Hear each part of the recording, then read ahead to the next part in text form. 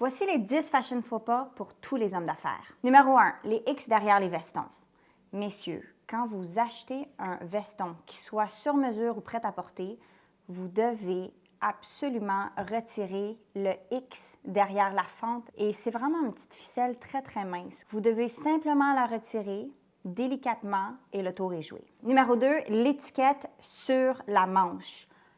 Honnêtement, très franchement, mes yeux saignent à chaque fois que je vois un homme d'affaires qui a une étiquette sur la manche. Guys, ça, c'est carrément une étiquette comme de vêtements, là. Vous devez la retirer absolument. C'est pas une manière pour vous de montrer quel brand ou quel veston ou quel complet que vous achetez. On s'en fout. C'est littéralement une étiquette que vous devez retirer. C'est tellement important. J'en vois trop des hommes d'affaires qui portent ça encore. Puis ça marche pas. Ça marche pas du tout. Numéro 3, le deuxième bouton doit toujours rester détaché. Et ça, je vais répéter jusqu'à temps que je gosse toute la population entière. C'est pas compliqué. C'est un des plus gros fashion faux pas pour les hommes.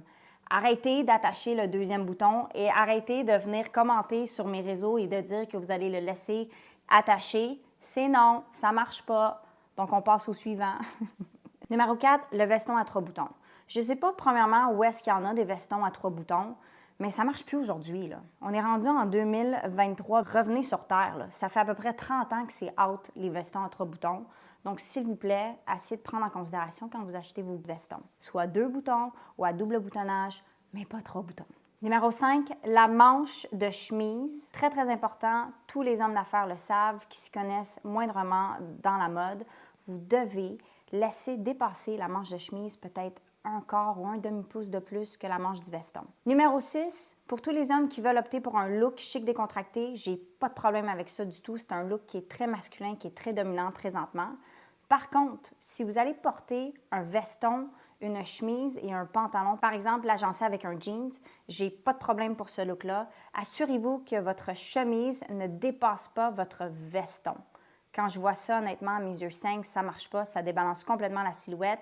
Si votre chemise est plus longue que celle de votre veston, mettez-la à l'intérieur de votre pantalon simplement. Numéro 7, le trio de la mort des accessoires blancs. Vraiment, là, je ne sais même pas pourquoi que je dois parler de ça encore aujourd'hui. C'est incroyable à quel point que je vois des hommes encore habillés avec des chaussettes blanches, avec des chaussures blanche et avec une ceinture blanche. Les gars, comme là, on va se le dire, là, je comprends même pas si ça va être